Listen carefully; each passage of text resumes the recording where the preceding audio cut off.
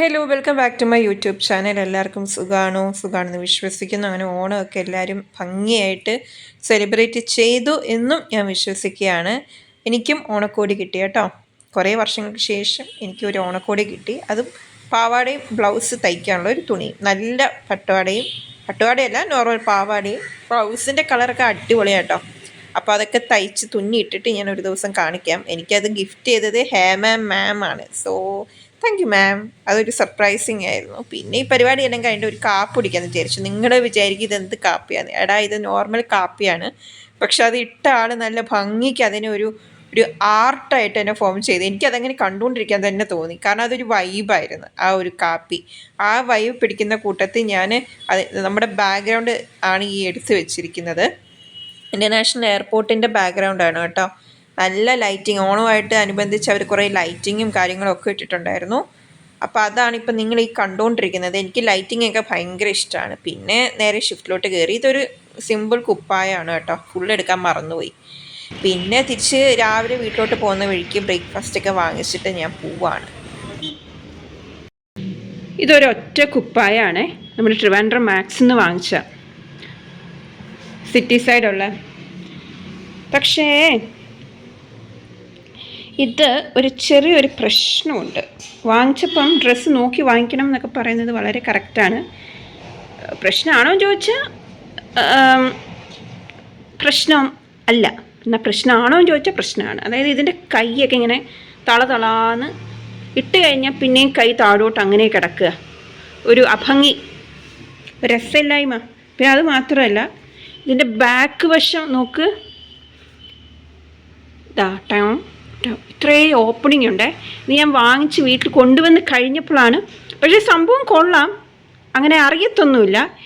എന്നാൽ പൊതുസ്ഥലങ്ങളിൽ ഇടുമ്പോൾ ചെറിയൊരു പ്രശ്നം. അപ്പോൾ നമ്മൾ അങ്ങനെ പ്രശ്നമില്ലാത്തവർക്ക് കുഴപ്പമില്ല, എനിക്കിച്ചിരി പ്രശ്നമാണ്. ഓക്കെ ആണോ ചോദിച്ചാൽ ഓക്കെയാണ്. എന്നാൽ ആരും ഇങ്ങനെ എത്തിവഴിഞ്ഞ് നോക്കുകയൊന്നുമില്ല. എന്നാലും ഇങ്ങനെ കാറ്റൊക്കെ പളപളാന്ന് തുറന്നു പോകും.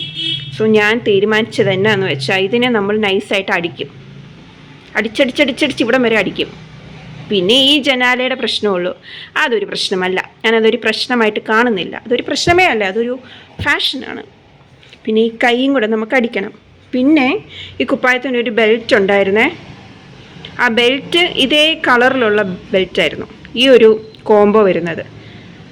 ആ ബെൽറ്റ് ഞാൻ എങ്ങനെയോ മാറ്റി വെച്ചത്, ഇപ്പോൾ അത് കാണുന്നില്ല. സോ നമുക്ക് ഇത് മുറിച്ച് മാറ്റണം. ഈ സാധനം വേണ്ട. പിന്നെ ചെറുതായിട്ടൊന്ന് ഷേപ്പ് ചെയ്യാനുണ്ട്.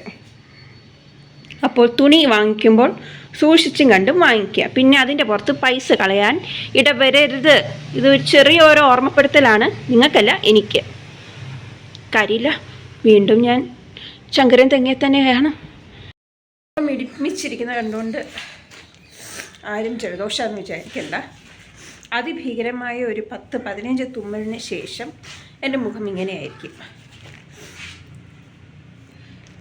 കീ കൊടുത്ത പോലെ തുമ്മിക്കൊണ്ടിരിക്കും കേട്ടോ. ഓർമ്മച്ച നാൾ തൊട്ട് അങ്ങനെ തന്നെയാണ്.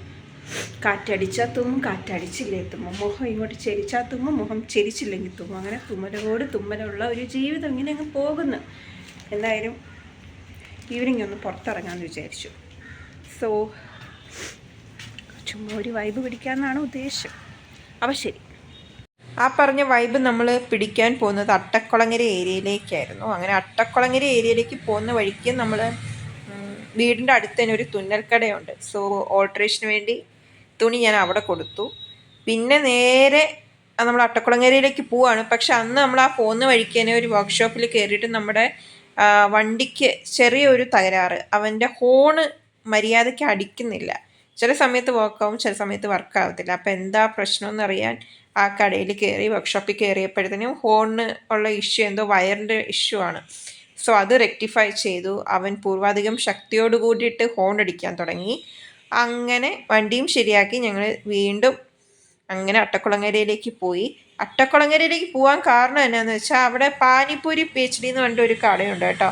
നമുക്ക് ഫാമിലി ആയിട്ട് പാനിപ്പൂരി അഡിക്റ്റഡ് ആണ്. സോ പാനിപ്പൂരി കഴിക്കണം എന്ന് തോന്നിയാൽ നേരെ പാനിപ്പൂരി കടയിലോട്ട് പോകും, പാനിപ്പൂരി കഴിക്കും.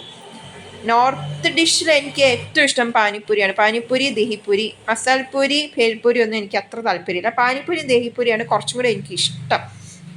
ഒരു വായിക്ക് ടേസ്റ്റ് എനിക്ക് അതാണ് കുറച്ചും കൂടെ കംഫർട്ട് എന്ന് എനിക്ക് തോന്നുന്നത്.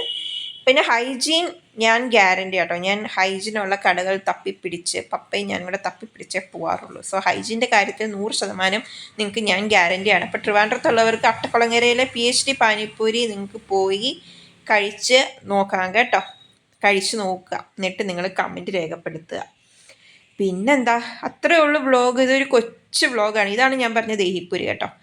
അത് എൻ്റെ കഴിക്കുന്നതിൻ്റെ അപ്പം വ്ളോഗ് ഇത്രയേ ഉള്ളൂ. ടാറ്റാ.